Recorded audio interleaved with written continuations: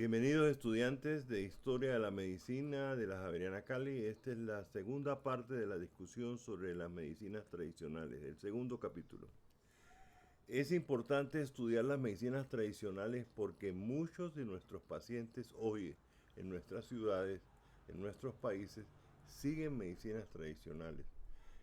Por lo menos siguen esa idea de las medicinas tradicionales que las comunidades tienen, que hay un experto histórico que sabía cómo era la medicina, que hay un texto que indica lo que hay que hacer y que realmente la mejor medicina está en el pasado, está en la tradición, que debemos simplemente seguir la tradición. Esta es una idea muy antigua en la historia humana y veníamos discutiendo cómo surgía en las civilizaciones de los ríos, aquellas civilizaciones de las ciudades, de las primeras ciudades hechas en torno a los ríos. Una civilización de los ríos que conocemos con más detalle es la civilización egipcia. La civilización egipcia toda estaba construida alrededor del río Nilo y sus inundaciones. Por lo tanto, ellos tuvieron una medicina muy avanzada para la época. Heródoto, a quien volvemos a citar, aceptaba que la medicina era mejor en en Egipto que en Grecia en sus tiempos, un poco antes de la medicina hipocrática. La medicina egipcia era una mezcla de religión y medicina. Quiero tocar un punto específico para que lo entendamos bien. Lo que todo el mundo conoce de la cultura egipcia son las momias. El momificar las momias no pertenece a la medicina. Pertenece a unas ideas religiosas que tenían los egipcios de que era importante preparar el cadáver para un largo viaje después de la muerte. Y por eso había que preservar el cadáver de la manera más cercana a cómo había vivido, en su apariencia física, en los objetos que usaba, y todo eso se encerraba en sarcófagos, en momias, y uno emprendía, llamémoslo así, el viaje a todo lo que ocurría después de la muerte. La momificación entonces no tiene nada que ver con la medicina, es una idea religiosa. Los momificadores no hacían anatomía. Lo que ocurrió fue que cuando los médicos griegos, y esto lo vamos a ver en la medicina alejandrina, se ponen en contacto con la medicina egipcia, se encuentran una medicina que manipulaba cadáveres. Entonces los griegos, que ya habían vivido su medicina hipocrática, se preguntan si yo abriendo un cadáver puedo saber el origen de las enfermedades. Y esto es la autopsia que aparecerá en la medicina alejandrina. Entonces la medicina egipcia dejó esa influencia en la medicina, el manejo del cadáver, pero no como lo hacían los momificadores, sino como lo hicieron después los médicos griegos de Alejandría.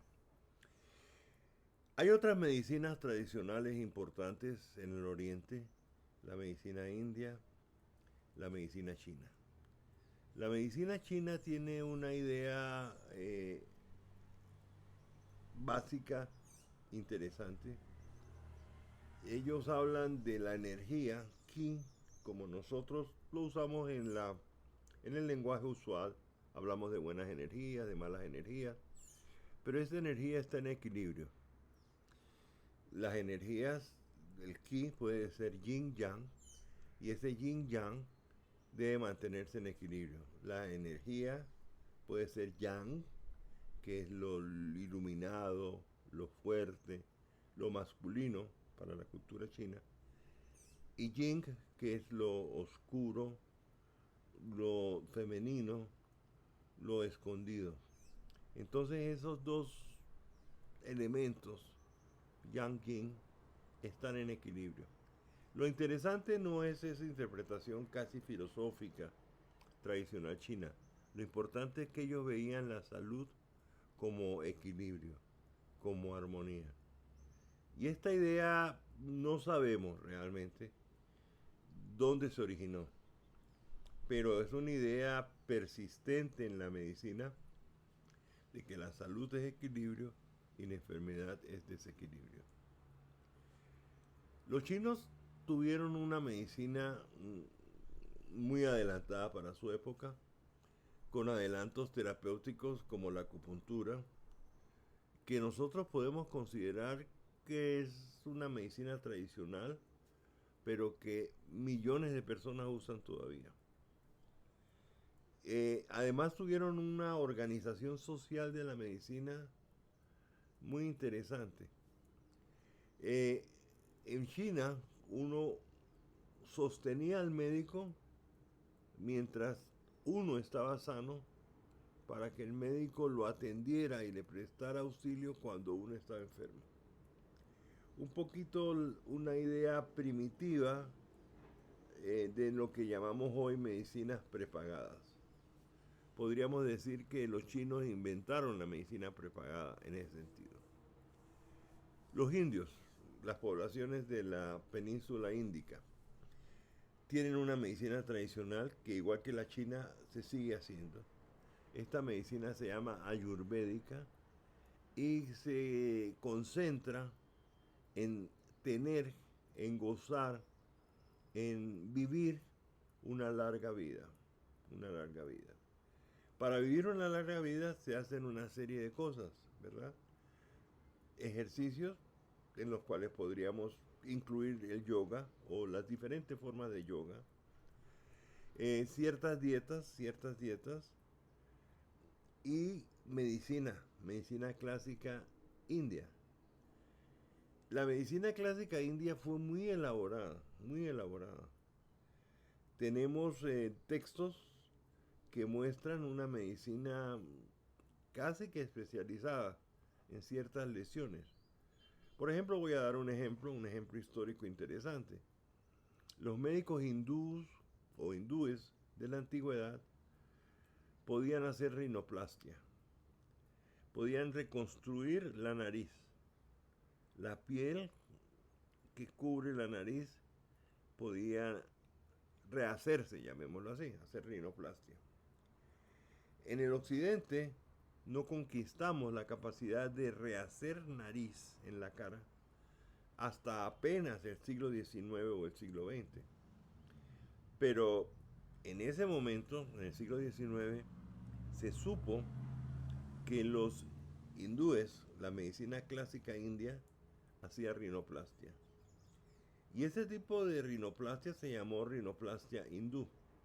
Muy rápidamente, sin entrar en cirugía plástica, nosotros teníamos que reconstruir la piel que cubría la nariz y durante siglos lo único que se nos ocurrió en Occidente fue tomarla del brazo y realmente hacer un colgajo en el brazo, cubrir la nariz y dejar el brazo ahí hasta que el colgajo se vascularizara, se cicatrizara y pudiera uno soltar el brazo. Esto tomaba semanas. Era dolorosísimo, muy propenso a infecciones, maloliente. Era una desgracia de cirugía y tomaba semanas. Los hindúes, los médicos hindúes, simplemente cambiaron la manera de ver esta cirugía. Tomaban el colgajo de piel de la frente, lo cortaban, lo bajaban, lo unían a lo que era la nariz, lo que había que cubrir la nariz, y el colgajito se alimentaba de los vasos.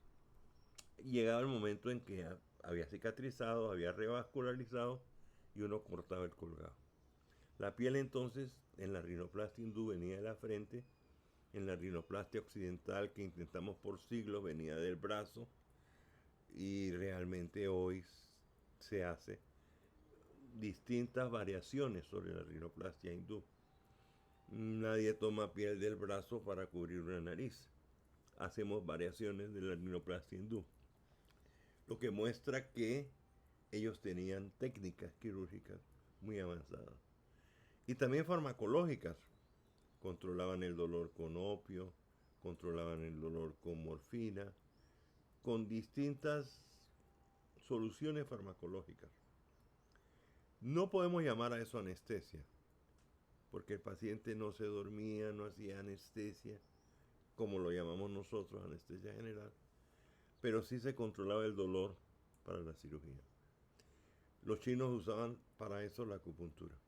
Entonces fíjese que son dos medicinas tradicionales que hemos puesto como ejemplo de medicinas antiquísimas, la medicina china, la medicina hindú, que diferente a la medicina egipcia, ya no se ejerce la medicina egipcia, pero millones de personas en la India y en la China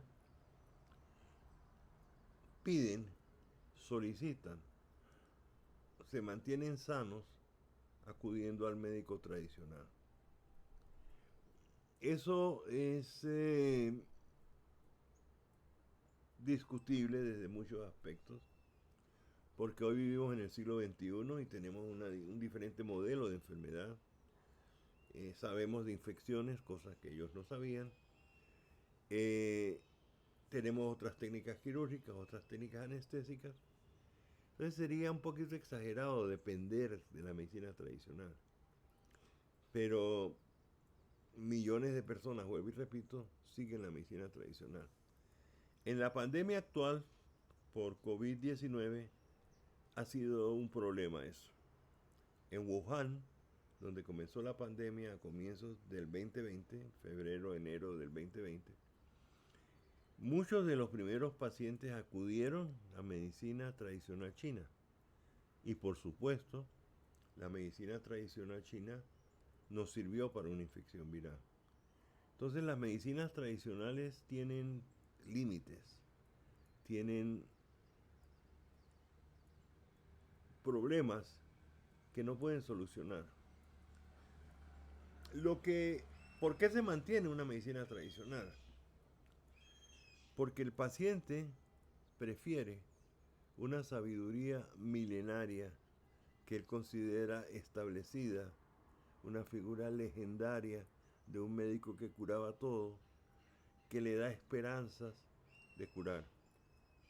A un médico como el médico actual, que realmente a veces lo único que tiene son preguntas, hace exámenes para ver de qué se trata la enfermedad y a veces dejamos insatisfecho al paciente. El paciente prefiere, diría yo, la satisfacción de la seguridad de confiar en una medicina tradicional a la dificultad de confiar en una ciencia que a veces lo único que tiene son preguntas. Esto lo digo para que se entienda el por qué el común de las personas a veces prefieren asistir a un médico tradicional. Les da confianza, les da seguridad. Y aunque estén equivocados en algunos aspectos, muchas enfermedades lo que requieren más que solución es confianza, apoyo, seguimiento del profesional de la medicina hacia el paciente. Y esto lo hace mejor, es triste reconocerlo, muchas veces el médico tradicional versus el médico contemporáneo. Tenemos ahí una deuda con la humanidad. Tenemos que ejercer nuestra medicina actual de tal forma que crea, que mantenga en el paciente la misma confianza que ese paciente ha tenido durante miles de años en la medicina tradicional. No es que ellos no tengan errores, tienen muchos errores las medicinas tradicionales. No es que a ellos les falten explicaciones, les faltan muchas explicaciones. Pero nos ganan, si puedo decirlo así, en un aspecto. En el aspecto de la confianza del paciente a su médico. Este es un detalle que hay que pensar, muchachos, que hay que meditar. Y quisiera dejar aquí la discusión de medicinas tradicionales para que ustedes piensen en este detalle.